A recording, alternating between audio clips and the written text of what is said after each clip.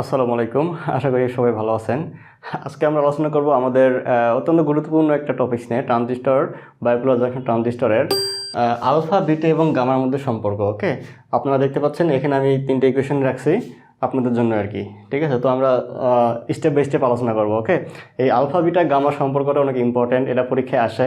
হ্যাঁ, যদি কেউ আমাকে বলেন ভাই শর্ট সিলেবাস, তাহলে শর্ট সিলেবাসের মধ্যে আলফা এবং বিটার মধ্যে সম্পর্ক এটা কিন্তু আসে আর কি ম্যাক্সিমাম টাইমে। ওকে, শুধু শুধু তাই না, এটা অনেক ক্ষেত্রেই কাজে লাগে। ঠিক আছে, এখন আমার কথা হচ্ছে, আমি যদি আপনাদের কোশ্চেন করি আলফা, বিটা, গামা কই থেকে আসছে, ঠিক আছে, বা আপনারা যদি আমাদের কোশ্চেন করেন যে আলফা, বিটা, গামা কই পেলাম, তাহলে ইতিপূর্বে আমরা পড়েছিলাম না ওই যে common emitter, common base, common কালেক্টরের কনফিগারেশন, সেখান থেকে আসছে। হ্যাঁ, যখন আমরা কমন বেস কনফিগারেশন করছি তখন আসছে আমাদের হচ্ছে আলফা, আর কমন ইমিটারে আসছিল বিটা, আর কমন কালেক্টরে আসছিল গামা। ঠিক আছে, অর্থাৎ এই আলফা, বিটা, গামা দ্বারা বোঝাচ্ছে আমাদের কমন বেস, কমন ইমিটার এবং কমন কালেক্টরের হচ্ছে কারেন্ট অ্যাম্প্লিফিকেশন ফ্যাক্টর।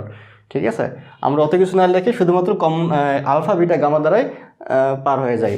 ঠিক আছে, শুধু আলফা, বিটা, গামা মনে রাখলে হবে না, অনেকে হয়তো এটা ভুলে যায়। ঠিক আছে, কিন্তু অ্যাকচুয়ালি ওই কারেন্ট যে গেইনটা ওইটাকে আমরা এখন দেখব। অর্থাৎ আপনার হচ্ছে কমন বেস এবং কমন ইমিটারের মধ্যে কি গেইনের সম্পর্ক, কারেন্ট গেইনের কী সম্পর্ক, আবার কমন ইমিটারের সঙ্গে কমন কালেক্টরের কারেন্ট গেইনের কী সম্পর্ক, সেটা এখন আমরা দেখতেছি। ঠিক আছে, আচ্ছা তাহলে শুরু করা যাক। প্রথমে আমরা আসবো হচ্ছে রিলেশন বিটুইন আলফা এবং বিটা, এটা সম্পর্ক আমরা দেখব। ঠিক আছে, আলফা এবং বিটা অর্থাৎ কমন বেস এবং কমন ইমিটারের মধ্যে সম্পর্ক দেখব কারেন্ট গেইনের। আচ্ছা, আমরা জানি কি জানি, আইই সমান সমান আইবি প্লাস আইসি। আমি এখানে ডেল দিয়েছি, কিন্তু এগুলোতে ডেল দিয়ে নাই। এখানে ডেল দেওয়ার কারণ হচ্ছে পরিবর্তনশীল ভ্যালু। ঠিক আছে, পরিবর্তনশীল ভ্যালু যেগুলোর জন্য আমরা এখানে ডেল ইউজ করছি। ঠিক আছে, আচ্ছা এটা হচ্ছে আমাদের ট্রানজিস্টরের বেসিক ফর্মুলা ছিল, আমরা এটা অনেকবার দেখে আসছি ইতিপূর্বে। ঠিক আছে, আর যেহেতু আমরা এখন করতেছি কমন বেস এবং কমন ইমিটারের ক্ষেত্রে, ঠিক আছে, সেক্ষেত্রে আমাদের যেটা কারেন্ট গেইন যেটা সম্পর্ক ছিল সেটা বিটা সমান সমান del IC divided del IB ছিল। ওকে, এই বিটাটা ছিল হচ্ছে আপনার কমন ইমিটারের ক্ষেত্রে। Okay, output current divided input current. দেখুন এখানে কিন্তু কোনো ইমিটার নাই, এটার মধ্যে ইমিটার আছে, ইমিটার নাই, তাহলে তার মানে বুঝতে হবে ইমিটারটা কমন। তাহলে কালেক্টর এবং বেজের সম্পর্ক আছে, তার মানে ইমিটারটা কমন। আর এখানে দেখুন কালেক্টর এবং ইমিটারের সম্পর্ক আছে, তার মানে বেসটা কমন। তাহলে এটা কমন বেজের কারেন্ট অ্যাম্প্লিফিকেশন ফ্যাক্টর আলফা সমান সমান del IC divided del IA. Okay, clear. এখন আমরা বেসিক ফর্মুলা ইউজ করবো, আইই সমান সমান আইবি প্লাস আইসি, সেইটা থেকেই আমরা সবগুলো আনবো এক এক করে। ঠিক আছে, তো দেখি কীভাবে আসছে। দেখুন এখানে আইই সমান সমান আইবি প্লাস আইসি লিখছি আমরা। ঠিক আছে, কারেন্ট ফ্লো অনুযায়ী যেটা হয় ট্রানজিস্টরে লিখছি। এখন কি করছি আমরা, প্রত্যেকটার মধ্যে দেখুন এই আইই, আইবি, আইসিকে আইসি দ্বারা ভাগ করেছি। ঠিক আছে, কেন ভাগ করছি, কারণ হচ্ছে যে এই যে এই আইসি আর আইসি কিন্তু ভাগ করলে ওই পাশে পাশে কাটা যায় সমান চিহ্ন, তাই না? তো আমাদের সুবিধার্থে, ঠিক আছে, আমাদের ইকুয়েশনের সুবিধার্থে আমরা আইসি দ্বারা ভাগ করছি। যেহেতু আমরা এটাকে ভাগ করতেছি, তাহলে এটাকে ভাগ করতে পারবো, এটাতে ভাগ করতে পারবো, তাহলে আমাদের কি কোনো সমস্যা নাই। ওকে, ভাগ করলাম, তাহলে আইই ডিভাইডেড আইসি, আইবি ডিভাইডেড আইসি, আইসি ডিভাইডেড আইসি। দেখুন এই সমীকরণটাকে আমরা আইসি দ্বারা ভাগ করছি। প্রথমে এটা থেকে আসি, আইসি আইসি কি হলো, কাটা যাচ্ছে না উপর নিচে, তাহলে 1 আসছে এখানে। ওকে, আর এখানে দেখুন আইসি দ্বারা ভাগ করার ফলে কী আসছে, আইবি ডিভাইডেড আইসি আসছে। ঠিক আছে, তাহলে এখানে দেখুন বিটা আছে, বি আছে, সি আছে, তাই না, মানে বেজ আছে, কালেক্টর আছে, তাহলে অবশ্যই ইমিটারটা কমন, তাই না? তাহলে কমন ইমিটারের ক্ষেত্রে কী ছিল, বিটা ছিল। তাহলে দেখুন আইবি ডিভাইডেড আইসি সমান সমান কি 1 ডিভাইডেড বিটা। যদি এটা আমরা উল্টাই লিখি তাহলে কি আসবে আমাদের, দেখুন del IC divided del IB সমান সমান বিটা ছিল কিন্তু। ঠিক আছে, কিন্তু আমরা লিখেছি কি ডেল আইবি ডিভাইডেড ডেল আইসি, মানে এইটার উল্টা কিন্তু এটা হচ্ছে, একটু দেখুন ভালো করে, তাই না? তাহলে সেক্ষেত্রে কী হলো, আমরা সেটাকে উল্টাই লিখলাম, 1 ডিভাইডেড বিটা লিখছি, ক্লিয়ার। তাহলে সিমিলারলি এখানে করছি ডেল আইই ডিভাইডেড আইসি। আমরা জানতাম আইসি ডিভাইডেড আইই সমান সমান আলফা ছিল, দেখুন del IC divided del I সমান কী ছিল, আলফা ছিল, কিন্তু এখানে পাচ্ছি আমরা আইই ডিভাইডেড আইসি পাচ্ছি, তাহলে অবশ্যই আমাদেরকে 1 ডিভাইডেড আলফা লিখতে হবে। ওকে, এখন এখানে 1 ডিভাইডেড আলফা থাকুক, এখানে আমাদের কিছু করা লাগবে না। এই পাশে আমরা আসি, এখানে কি আছে, নিচে আছে বিটা, 1 ডিভাইডেড বিটা প্লাস 1, এই 1-এর নিচে কিন্তু 1ই আছে, কিছু না, এটার মানে 1। ঠিক আছে, এখন যদি আমরা লসাগু করি, বিটা বিটা এখানে রাখলাম, হ্যাঁ, এই বিটা বিটা হচ্ছে কি ভাগ করলে 1, 1-এর সঙ্গে 1 গুণ করলে 1, এটা তো আপনার জানেনই। ঠিক আছে, নর্মাল ফর্মুলা ইউজ করছি, এখানে লসাগু করছি এক কথায়, প্লাস এখানে বিটা থাকতেছে কিন্তু। ঠিক আছে, তাহলে 1 ডিভাইডেড আলফা সমান 1 প্লাস বিটা ডিভাইডেড বিটা আসতেছে আমাদের। আমাদের মেইন টার্গেট কি আলফা এবং বিটার মধ্যে যে রিলেশন সেটা দেখব। তাহলে অবশ্যই আমাদের আলফা আনতে হবে। তাহলে কি হলো, উল্টাই দিলাম এক কথায়, ঠিক আছে। উল্টাই দিয়ে কি আসছে দেখুন, এই বিটাটা উপরে চলে গেছে, 1 প্লাস বিটা নিচে চলে আসছে। তাহলে আলফা সমান সমান বিটা ডিভাইডেড 1 প্লাস বিটা, ঠিক আছে। এটা হচ্ছে আলফা এবং বিটার মধ্যে সম্পর্ক, আমরা আশা করি বুঝতে পারছি, ঠিক আছে। আসলে কমন জিনিস এটা, এখানে কমপ্লেক্স কিছু নাই, জাস্ট একটু বুঝতে হবে আর কি। তাহলে এখন আমরা এখানে দেখি রিলেশন বিটুইন গামা এবং আলফা। হয়তো আমার বলা উচিত ছিল আলফা এবং গামার মধ্যে সম্পর্ক, একই কথা আর কি, হ্যাঁ। আচ্ছা, যাই হোক, আমরা কি দেখেছিলাম, গামা সমান সমান আই ডিভাইডেড আইবি, ঠিক আছে। অর্থাৎ এটা আসবে কমন কালেক্টরের কারেন্ট অ্যাম্প্লিফিকেশন ফ্যাক্টর, গামা সমান সমান আই ডিভাইডেড আইবি, ওকে। আর আলফার ক্ষেত্রে কি ছিল, আইসি ডিভাইডেড আই ছিল আমাদের, ঠিক আছে। আলফা হচ্ছে আপনার কমন বেজের কারেন্ট অ্যাম্প্লিফিকেশন ফ্যাক্টর, ঠিক আছে। তাহলে এটা আমরা মার্কিং করে রাখলাম, 1 নাম্বার 2 নাম্বার সাপোজ মার্কিং করে রাখলাম বোঝার সুবিধার্থে, ঠিক আছে।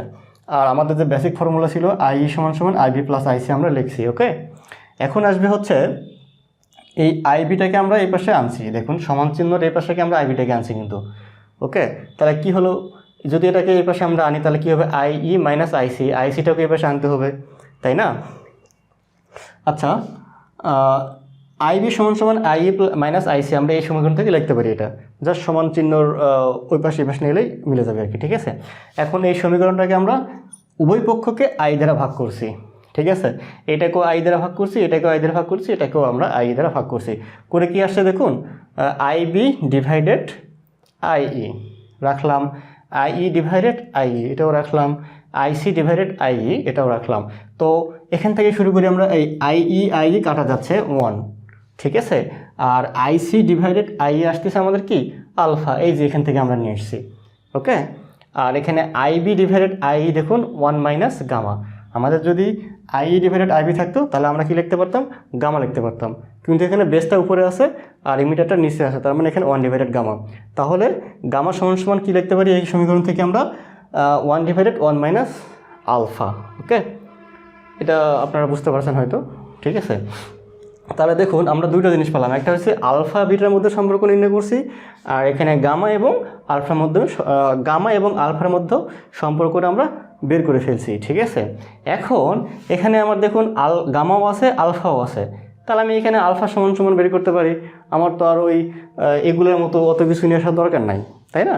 এই সমীকরণ থেকে আমি এখানে আলফার একটা ভ্যালু বের করছি, ঠিক আছে। আমি জাস্ট এই সমীকরণটা এখানে লিখছি, এখান থেকে দেখুন 1 মাইনাস আলফাটাকে এই পাশে আনছি আর এটাকে এই পাশে আনছি, সমান চিহ্ন মানে অল্টারনেট করছি, ওকে। এখন এখান থেকে আলফা রাখছি আমি, মাইনাস আলফা রাখছি, ঠিক আছে। রাখার পর কি হলো, এই 1 মাইনাস গামাটা এই পাশে আসলো -1, অর্থাৎ আমি এখন সাজাইতেছি এমনভাবে আমাকে আলফার একটা ভ্যালু আনতে হবে, আমি সেই সিস্টেমেটাকে পুরোটাকে সাজাই নিছি, ওকে। নেওয়ার পর আমার আলফা সমান সমান কত আসছে, গামা -1 ডিভাইডেড গামা। তো মূলত তাহলে এখন যদি আমরা ফাইনালি বলি আলফা বিটা এবং গামা যদি আমাদের কোশ্চেনে দেওয়া থাকে, আলফা বিটা এবং গামা তিনটে যদি দেওয়া থাকে, তাহলে আমাদের যে সমীকরণ লিখতে হবে, আলফা সমান সমান বিটা ডিভাইডেড 1 প্লাস বিটা সমান সমান গামা -1 ডিভাইডেড গামা। যখন আমাদেরকে বলা থাকবে যে আলফা বিটা এবং গামার মধ্যে সম্পর্ক নির্ণয় করে দেখান, তখন আমাদেরকে পুরো প্রসেসটা করতে হবে, এখান থেকে শুরু করে এই পর্যন্ত পুরোটাই করতে হবে। প্রথমত আলফা এবং বিটার মধ্যে বের করতে হবে, এরপরে হচ্ছে আলফা এবং গামার মধ্যে বের করতে হবে, এরপরে হচ্ছে যে গামা এবং আলফার মধ্যে বের করতে হবে। করার পর আমাকে তখন এই সমীকরণটা পুরোটা দেখাই দিতে হবে, ঠিক আছে। এটা আসলে এত বড় থাকে না, থাকলে হয়তো একটা থাকে যে কোনো, যেমন আলফা এবং বিটার মধ্যে বলা থাকে অথবা গামা এবং আলফার মধ্যে বলা থাকে। তো খুব বেশি ক্ষেত্রে এই আলফা এবং বিটার মধ্যে বলা থাকে, যদি এটা বলা থাকে তাহলে শুধুমাত্র আপনারা এটুকুই করবেন, ঠিক আছে। এই যে দেখুন এখান থেকে শুরু করে এই পর্যন্ত, অর্থাৎ যখনই আপনার আলফা এবং বিটার মধ্যে একটা সম্পর্ক বের হয়ে আসবে সেখান থেকে আপনার কমপ্লিট, বাকিটা আর করার প্রয়োজন নাই। তো আমি এখানে পুরোটাই করে দিয়েছি আপনাদের বোঝার সুবিধার্থে। তো আশা করি আপনারা বুঝতে পারছেন ক্লাসটা ইম্পর্টেন্ট, যদিও অনেক শর্ট একটা ক্লাস ছিল, বাট অনেক ইম্পর্টেন্ট, ঠিক আছে। আর এই আলফা বিটা গামাটা কি আমি আপনাদেরকে আগেও বলেছি, এটা হচ্ছে কই থেকে আসছে সেটাও বলেছি, ঠিক আছে। এবং পুরো সমীকরণটা আপনাদেরকে বুঝিয়ে দিয়েছি, আশা করছি আপনারা বুঝতে পারছেন। যদি কোনো কোশ্চেন থাকে আমাদেরকে জানাবেন। তো ভালো থাকবেন, আর নেক্সট ডে হয়তো আমরা ট্রানজিস্টরে আরও কোনো মজার একটা টপিক নিয়ে আপনাদের মাঝে আসবো। ওকে, আল্লাহ হাফিজ, ভালো থাকবেন, আসসালামু আলাইকুম।